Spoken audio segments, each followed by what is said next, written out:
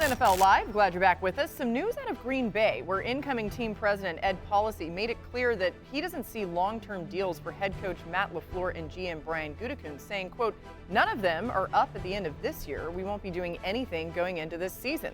Alrighty then. Schefter, what more can you tell us? Well, it's interesting because both Brian Gutekunst and Matt LaFleur have 2 years left on their contract. So Ed Policy, the incoming president and CEO, already has ruled out an extension this season, which might put a little bit more pressure on both men this season with the Green Bay Packers. Because if they have a good season, okay, everybody steps to the bargaining table after next year. If they don't, these same questions that came up yesterday to Ed Policy will come up again, and it'll be interesting to see how he answers them that time. I'm just going to say this one time. I won't say it again. Ed Policy, great name for the role that he's got. It just works out well. I like it. All right, time to read and react to some stories around the league, starting with Micah Parsons, who's still waiting for a new deal in Dallas. Fellow defensive end Myles Garrett weighed in on the situation this week. He deserves whatever he's earned. I mean, the guy's special. Fortunately, I got the chance to train with him. And, you know, I've seen his work ethic. I've seen how he attacks the way he's running. You know, he's 100% committed to his craft and getting better every day. And someone produces on the field and has that level of dedication, to the game. You should get every penny he's owed. Adam, what more can you tell us about the negotiations in Dallas? They've been ongoing, and the two sides have been talking throughout the offseason. And at some point, most people believe that there will be a deal that makes Micah Parsons the highest paid defensive player in NFL history, beating the deal that Myles Garrett got from the Cleveland Browns earlier this offseason. Parsons is entering the last year of a deal. Dallas wants to get a deal done. Parsons wants to get a deal done. He's already attended the offseason program, the mandatory minicamp, intimated that he would be at training camp. So I think that keeps the clear lines of communication open with the hope that both sides will work out what will be a historic deal. You know what's interesting about this is the fact that, at 26 years old, the guy, last year was second in pressure percentage, second in pass rush win rate, top 10 in sack percentage, and he didn't play a full season, right? He missed, 4 games. So, what's wild is, Myles is talking about the fact that he should be compensated for what he's done. But really, contracts are about future performance projection, which makes it, for Micah Parsons, even better, because think of it this way. Think about the kind of stats in the 17-game season with now a guy like Donovan Ezra, who they drafted out of Boston College, rushing opposite him, which is just going to open up things for Micah. His stats are going to go through the roof, I believe, in 2025 because of the fact that the defense is going to look better. So not only should he be compensated for what he's done in the past, the team's trying to project, okay, what kind of production are we going to get over the next 2 to 3 seasons? And Micah's probably thinking the same darn thing. In this contract, Adam has said it many times, and it's quite obvious, it's going to reset the bar as far as highest paid defensive player in the history of the National Football League. It may be even higher than what we think if you start looking at it in that context, which is kind of wild to me. Right. He's 100% deserving of that. And by the way, if you're Jerry Jones, you got to get that done before his numbers are even better, like what Lewis is saying, which we expect him to do it either way. All right, let's go to another big fella who's trying to get paid. That would be Trey Hendrickson. Our Jeremy Fowler reported on this situation this week. He posted sources, Bengals and All-Pro defensive end Trey Hendrickson have resumed contract talks. So, Adam, what can you tell us about that situation in Cincinnati? Talking is different than making progress. And in this particular case, they are talking, but it's hard to tell how much progress, if any, they're actually making so far. I think there's a disagreement on the length of the contract. The Bengals would like Trey Hendrickson to sign a short-term deal. Hendrickson would like some long-term security and the money that comes along with it. And so before you can figure out value, I think first you have to agree on the years, and the two sides have been unable to do that. So yes, they're talking. No, they're not making a lot of progress, but there's a lot of time between now and the start of training camp. All right, so Laura, let me just establish this full stop. I think the Bengals should pay Trey Hendrickson. They have to find a way to get this deal done. He might have been the only defensive player that offensive players in Cincinnati acknowledged last year because the rest of the defense was awful and he was an all-pro.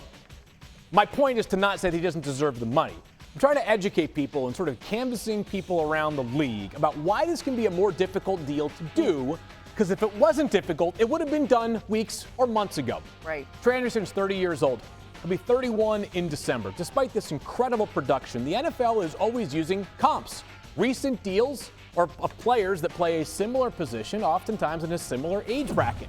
The last two really notable extensions for 30-plus-year-old pass rushers in recent vintage were Chandler Jones when he signed with the Las Vegas Raiders and Von Miller when he signed with the Buffalo Bills. Von had a really hot start for Buffalo, then he got hurt. And the reality is when you're older, the risk of injury becomes that much more damaging. It was a deal that by the end of it was a real problem for Buffalo. Right. Obviously Las Vegas with Chandler Jones, a lot of things happened there, but it was a bad deal financially for them. I'm not saying they shouldn't pay him.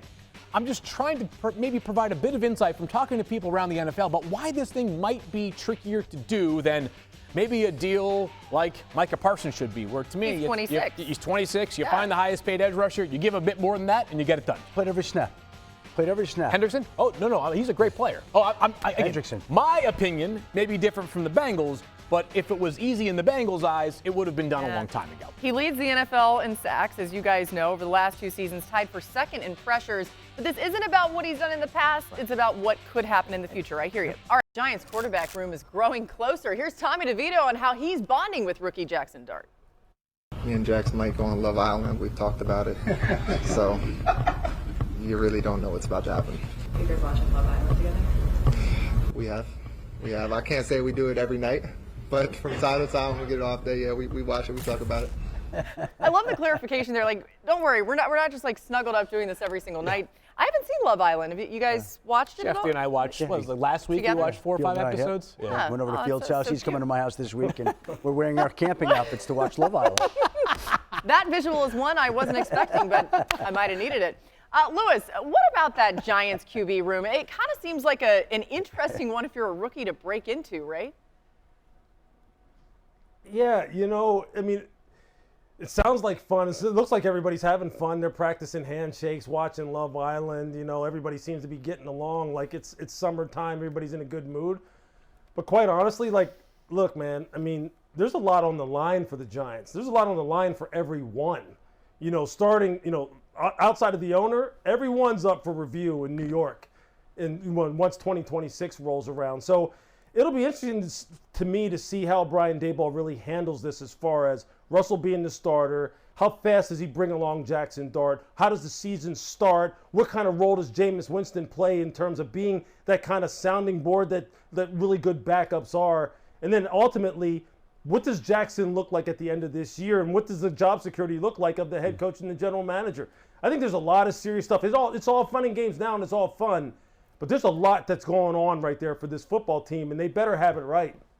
Yeah, somebody should write a book on like the most interesting QB rooms of all time, and this one might end up going in that book if anyone ever wrote it. All right, lots of big moves. That's a book idea, Field and Adam. I'm on lots it. of big moves this offseason. Our Jeremy Fowler spoke to NFL execs, evaluators, and coaches about some of the decisions. Let's start in L.A., where the Rams signed Davante Adams to a 2-year deal. An NFL personnel evaluator liked the move, telling Fowler, quote, Sean McVay can get really creative with him because he's that classic outside receiver with size that you can also slide inside. It's a risk because Kupp was so good there for so long, but I see this as a slight upgrade. Lewis, you buying Adams as an upgrade in L.A.? Yeah, I am. And I like that evaluation right there. And I say, and I like it because they said slight, which means they're giving Cooper his respect. And Cooper's a bad dude now. Yeah. He really is. Everything that he did for L.A. and everything he's going to do for Seattle, he's a bad dude. But see, Davante, I remember asking Davante, we asked Davante a couple of years ago, what really defines a true number one? And he said, that's the guy who can line up outside, in the outside lane with the boundary as an impediment and still win when you know you're going to throw it to him outside. Because he's just that guy. And that's what Davante is. With the versatility of being able to go inside and the courage and the hands and the toughness and the run after the catch, he has all of that. So I think that gives him an advantage over Cooper, who we all know operated primarily in the slot and really wasn't a prototypical outside lane guy. So he gives him more versatility. Look, him and Puka together, that's a pretty good combination. Because now you got big, versatile dudes that they can move all over the place. Yeah, that was a good move by the Rams. Yeah, I love the point about the creativity for Sean McVay as well. All right, perhaps the biggest move came when the Cowboys made a trade to bring in wideout George Pickens. An AFC personnel staffer told Fowler, quote, he'll be a really big piece there. When he's covered, he's really open. I know the concerns are there, but I think having an already established passing game with veterans to help him along, and the fact that he's in a contract year will help him keep him in line. If you can tap into what he can do, his major ability will shine through. It's, I think, a really well said quote there. Adam, how are you feeling about what the Cowboys are telling you about how Pickens has been so far in camp? Well, that's the whole thing. They've put him in a situation where he is in the contract year. He does have a new home. He has been traded away by a new team. There are so many motivating factors for George Pickens to have the best season of his NFL career. How much is riding on this for him? And look at all the prices being paid for wide receivers. George Pickens is as talented as any wide receiver in the league.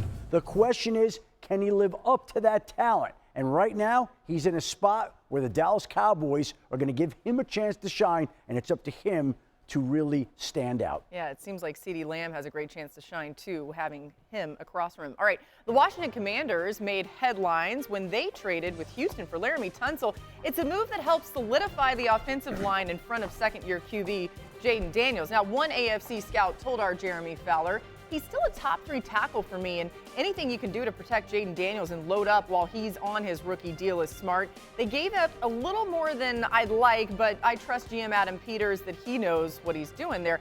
Field, how important is Tunsil expected to be in that Commanders offense? Yeah, first of all, Laura, I agree with the idea of taking advantage of this window. 2 years from now, Schefter will be tweeting about some gigantic extension for Jaden Daniels with the Washington Commanders.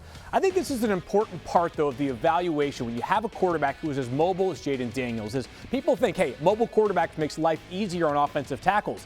In some ways, it can make it more difficult, right? Because when you have a guy who's a classic drop-back passer, think back to Tom Brady and Peyton Manning and Drew Brees. Offensive tackles knew, here's the 7-step drop man, 5-step drop man, 3-step drop man, right? When you've got these quarterbacks who can zig, zag, dive left, dive right, make plays, come out of nowhere, it makes these offensive tackles have to have elite instincts and great mobility to stay with the play. Laremy Tunsil certainly brings that to the table. Jaden Daniels, I'm sure, is thrilled to have an upgrade of that left side of his offensive line. That's a good point. When you're in front of Jaden Daniels, you don't necessarily know what's going on. It could be anywhere. Yes. Exactly.